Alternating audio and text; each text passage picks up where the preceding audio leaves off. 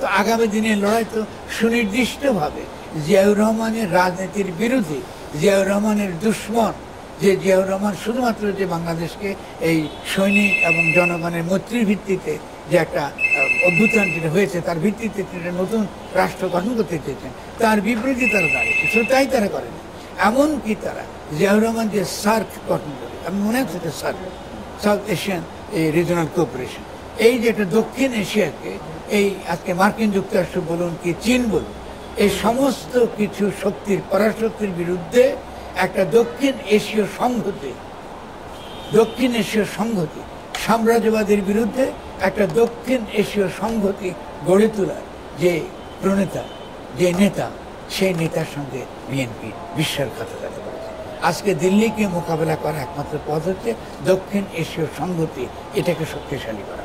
এটাকে শক্তিশালী করতে হলে প্রথম কাজ হচ্ছে এই যে ফ্যাসিস্ট রাষ্ট্র, এটাকে ধ্বংস করা, এটাকে সম্পূর্ণ নষ্ট করে দেওয়া। বিএনপির মধ্যে 2 নম্বর, বিএনপির মধ্যে অবিলম্বে নির্বাচন করা, এবং সেই নির্বাচনে কি হবে, নির্বাচনে তরুণরা যেন, সত্যিকারের যারা নেতা তারা যেন ক্ষমতায় আসে, এবং সেই সত্যিকারের তরুণরা নেতারা জিয়াউর রহমানের আদর্শ তারা কায়েম করবে। জিয়াউর রহমানের আদর্শ যদি বাংলাদেশে কায়েম হয়, বাংলাদেশ দ্রুত বেগে আজকে বিশ্বসভায় সেটা শক্তিশালী স্থান সে নিতে পারবে। কারণ জিয়াউর রহমানের আদর্শ যারা ধারণ করে, আমি তাদের সঙ্গে এই বিএনপি সম্পূর্ণ জিয়াউর রহমান আদর্শের বিরুদ্ধে। আপনি একটা বিএনপি নেতাকে এখান থেকে বেরিয়ে জিজ্ঞেস করেন তো জিয়াউর রহমানের 19 দফা সে মুখস্থ বলতে পারবে কিনা? একটা লোক ছেলে পারবে। কেন জিয়াউর রহমান সে আমলে যে দফাগুলো, যে ডাল ভাতের রাজনীতি, খাল কাটা কেন তিনি করেছিলেন, কী করতে চেয়েছেন? তিনি পানি ধরে রাখতে চেয়েছেন। এই দেশ মিষ্টি পানির দেশ, এই মিষ্টি পানি দেশে মিষ্টি পানি ধরে রাখাটা সাংঘাতিক গুরুত্বপূর্ণ।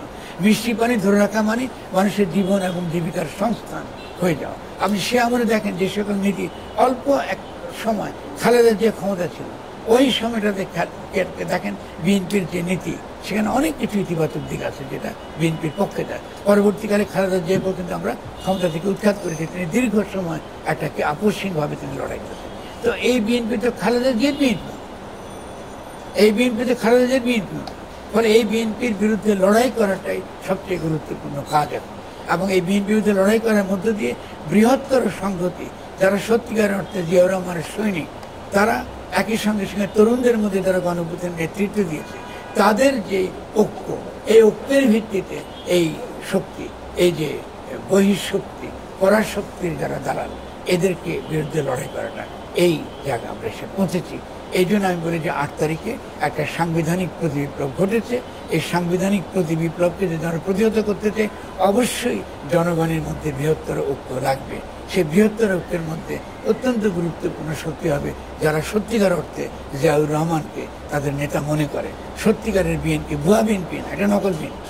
সত্যিকারের বিএনপি, সত্যিকারের যারা জিয়ার সৈনিক তারা, এবং তার সঙ্গে তরুণরা, এই তরুণ যারা গণঅভ্যুত্থানে আজকে নেতৃত্ব দিচ্ছে তারা, এবং এই নির্বাচনবাদী সকল প্রকার দল, এটা এনসিপির মধ্যে আছে, বিএনপির মধ্যে আছে, সকলের মধ্যে আছে, যারা এই নির্বাচনের মাধ্যমে লুটিয়া মাফিয়া শ্রেণীকে ক্ষমতায় আনতে চায়, এদের বিরুদ্ধে প্রতিরোধ করা। এবং প্রথম কাজ হচ্ছে এই তথাকথিত ফ্যাসিস্ট সংবিধানকে বাতিল করা, চুপ্পুকে এখান থেকে সরিয়ে দেওয়া, এবং সেনাবাহিনীর সঙ্গে, সৈনিকের সঙ্গে মৈত্রীর ভিত্তিতে আপনি সেনাবাহিনীকে ছোট করতে পারবেন না। সেনাবাহিনী একমাত্র শক্তি বাংলাদেশে এখন যে আমাদের স্থিতিশীলতা রক্ষা করবে। ফলে আপনি কথা আপনি একজন জেনারেলদের বিরুদ্ধে ক্যাম্পেইন চালাবেন, আপনি খারাপ কথা বলবেন, এটা বলবেন না, এটা বলার দরকার নেই। আমরা প্রতিষ্ঠানকে রক্ষা করাটা খুব গুরুত্বপূর্ণ। কারণ দিল্লি কি করছে, দিল্লি ক্রমাগত প্রতিষ্ঠানকে আপনার অভ্যুত্থান করার জন্য একবার এই পক্ষ আরেক ওই পক্ষ, জেনারেলদের মধ্যে নানা রকম দ্বন্দ্ব লাগিয়ে দেওয়ার চেষ্টা করছে। ফলে আমরা সেনা প্রতিষ্ঠানকে ধ্বংস করতে দেবো। ফলে অবশ্যই আমাদের একটা মৈত্রী লাগবে। এই মৈত্রীটার ভিত্তিতে কী হবে, একটা হচ্ছে দেশপ্রেমিক সেনাবাহিনী, এবং আমাদের প্রতিষ্ঠানকে রক্ষা করতে হবে। কারণ আমরা আগামী দিনে একটা অত্যন্ত স্থিতিশীলতাহীনতার মধ্যে পড়ে যাব, অস্থিরতার মধ্যে পড়ে যাব। ভয়ঙ্করভাবে বাংলাদেশ যেয়ে চলেছে একটা বিশৃঙ্খলা, একটা রক্তপাত। এটা ঠেকাতে হলে প্রথম আমাদের লাগবে যে বিএনপির মধ্যে যারা সত্যিকারের জিয়ার সৈনিক, তাদের উচিত হবে তাদের নিজেদের দলের এসব বিদেশি দালালদের, পরাশক্তির দালালদেরকে উৎখাত করা এবং দাবি করা, নির্বাচন যদি তুমি বাংলাদেশে চাও, আগে তোমার নিজের দলের নির্বাচন করো, নিজের দলের কাউন্সিল করো, নিজের দলের নির্বাচন করো। এবং সেই নির্বাচন করার মধ্য দিয়ে তরুণ যে নেতৃত্ব, যারা সত্যিকার অর্থে জিয়ার সৈনিক, তারা যেন আজকে বিএনপির নেতৃত্বে আসে। এই তরুণরা যখনই ক্ষমতা আসবে, ওদের সঙ্গে এই বাইরের যে তরুণরা, সে এনসিপি বলুন, যে কোনো দলের নাম বলুন, ওদের সঙ্গে মৈত্রীটা হবে একটা সহজাত মৈত্রী। তারা পরস্পরকে চিনে।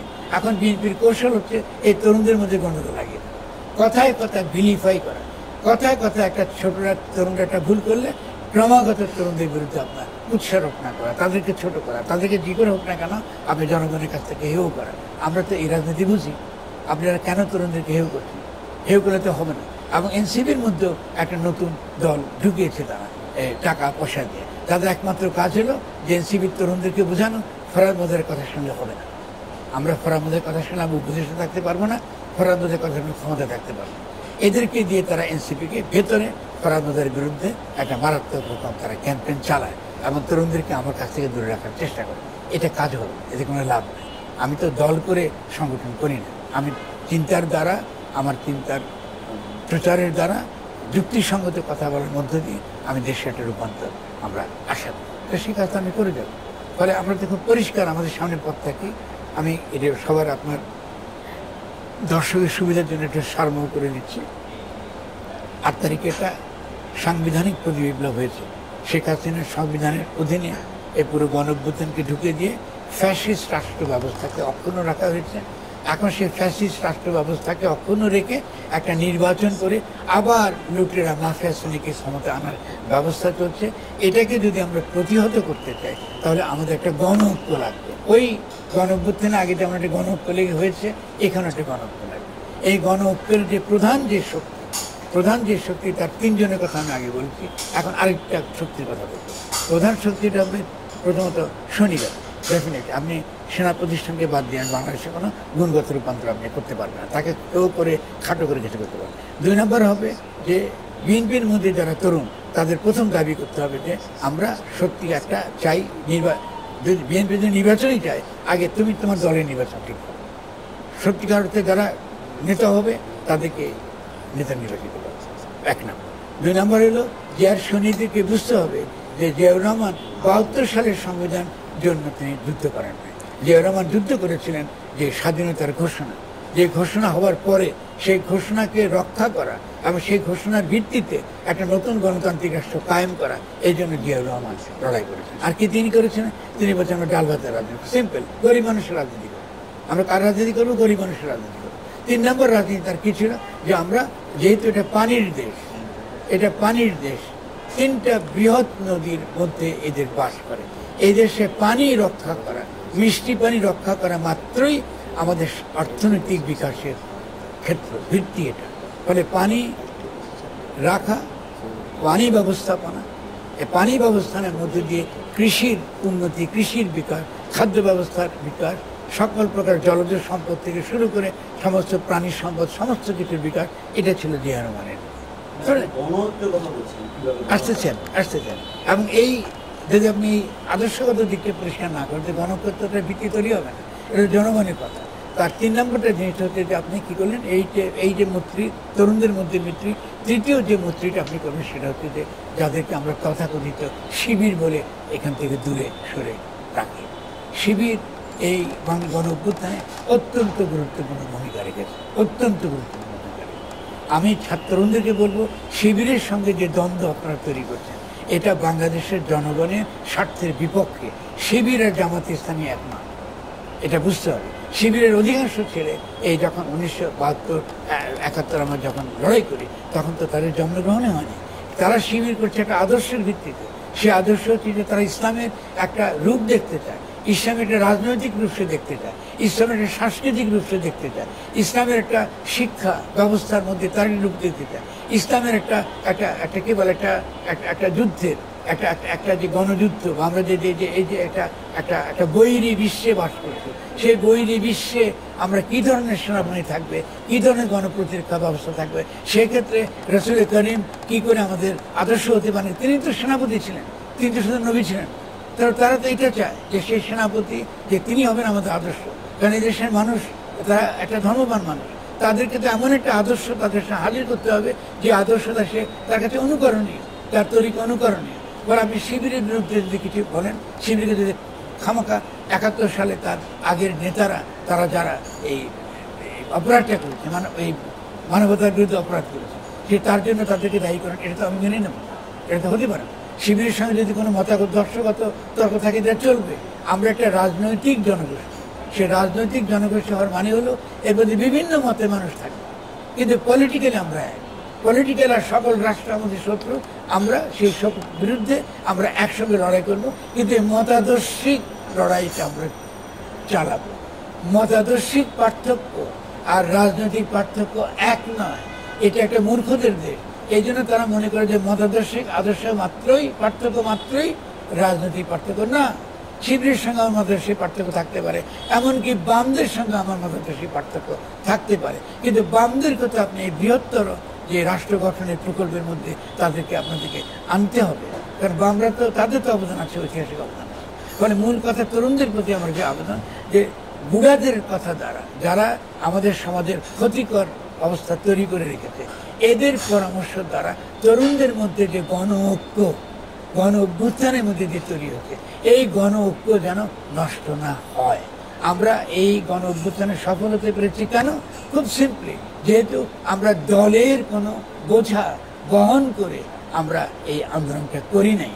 আমরা যখন এই যে বৈষম্য বিরোধী ছাত্র আন্দোলনটা হয়েছে, তরুণদের আন্দোলনটা হয়েছে, সৈনিকরা সমর্থন করেছে, এই আন্দোলনটার মধ্যে আমরা কোনো মতের বোঝা নিয়ে, মতের ছাপ নিয়ে আমরা করি না, আমরা জনগণ আকারে অংশগ্রহণ করেছি। ফলে আমাদের দরকার গণ ঐক্য।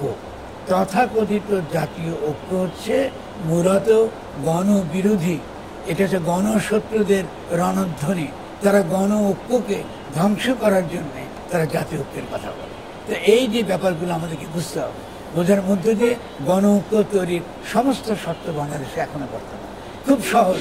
তরুণরা যদি তাদের তথাকথিত মতাদর্শীগত এই কুতর্ক, এই তর্কের কোনো অর্থ নাই। এখনকার মূল শত্রু হচ্ছে কি, যারা এই রাষ্ট্র ব্যবস্থা, ফ্যাসিস্ট রাষ্ট্র ব্যবস্থাকে কায়েম রেখে যারা একটা সরকার নির্বাচন চায়, এরা আমাদের শত্রু। শত্রু দুই প্রকার, একটা হচ্ছে এই গণশত্রু। গণশত্রু কারা? যারা এই রাষ্ট্র ব্যবস্থা টিকিয়ে রেখে শুধু একটা নির্বাচন চেয়ে আবার লুটেরা মাফিয়া শ্রেণীকে ক্ষমতায় রাখতে চায়। আর আমরা কি চাই? আমরা প্রথমত চাই একটা নতুন গণরাষ্ট্র, গণতান্ত্রিক রাষ্ট্র কায়েম করা। বিভিন্ন মতের মানুষ তার কথা বলবে, তর্ক বিতর্ক করবে, মীমাংসা হবে। কালকে যদি আমার ভুল থাকে আমি শোধরাবো, কালকে শিবিরের ভুল থাকলে শিবির শোধরাবে, কালকে বামের ভুল থাকলে বা যারা মার্ক্সবাদী তাদের কোনো ভুল থাকে তারা শোধরাবে। কিন্তু দেশটা আমাদের। এই তরুণদের মধ্যে এই যে বিভেদ তৈরি করবা, বিভিন্ন রকম মতবাদী বিভেদ তৈরি করাটা, এটা লুটেরা মাফিয়া শ্রেণীর রাজনীতি। এই কৌশল যদি তারা পা দেয়, তারা মারাত্মক রকম ভুল করবে। রাজনৈতিক জনগোষ্ঠী এর মধ্যে সকলে অন্তর্ভুক্ত, সের মধ্যে এমনকি শুধু আমরা তো নাই, তার মধ্যে এমনকি আপনার ওই যে যারা আমাদের কি আছে, আমাদের সনাতন ধর্মাবলম্বী, যারা যারা মুসলিম ধর্মাবলম্বী না, তারা তো অন্তর্ভুক্ত। তাদেরকে তো আনতে হবে, তাদেরও কিছু মত থাকতে পারে, আমি ডিসএগ্রি করতে পারি। তারা 8 দফা দিয়েছে, 8 দফা আমি না মানতে পারি, তারা কি কি মানতে পারি, কি কি মানতে পারি না। আসেন না একটা রাজনৈতিক পরিসর আমরা আলোচনা করি, এটাকে তো বলে গণতন্ত্র। ফলে গণতন্ত্রের প্রথম প্রশ্ন হচ্ছে যে রাষ্ট্র গঠনের প্রশ্নে আমরা ঐক্যবদ্ধ। সেটা কি? আমরা একটা গণতান্ত্রিক রাষ্ট্র চাই, এবং সেই গণতান্ত্রিক রাষ্ট্র গঠনের জন্য অবিলম্বে আমরা এই শেখ হাসিনার এই রাষ্ট্র ব্যবস্থার পতন চাই, সংবিধানের পতন চাই, টুকটুকে সরে যাওয়া চাই। এবং সেনাবাহিনীর কাছে আমাদের মিনতি, জনগণের পক্ষে থাকবে, লুটেরা মাফিয়া শ্রেণীর পক্ষে থাকবে। তাহলে আপনারা প্রতিষ্ঠানকে রক্ষা করতে পারবেন। পরে জনগণের পক্ষে থাকুন এবং এই তরুণদেরকে সহায়তা করুন। এর মধ্য দিয়ে আমরা একটা গণতান্ত্রিক রাষ্ট্র কায়েম করি, একটা শক্তিশালী একটা গণশক্তির মধ্যে দিয়ে একটা শক্তিশালী জাতীয় প্রতিরক্ষা ব্যবস্থা গড়ে তুলি, এবং এই গণতান্ত্রিক রাষ্ট্রকে আমরা সুরক্ষা নিশ্চিত করি এবং বিশ্ব সভায় বীরের সঙ্গে আমরা দাঁড়াই, আমরা শিরদাঁড়া খাড়া করে দাঁড়াই। এটা হচ্ছে আমাদের এখানকার রাজনীতি।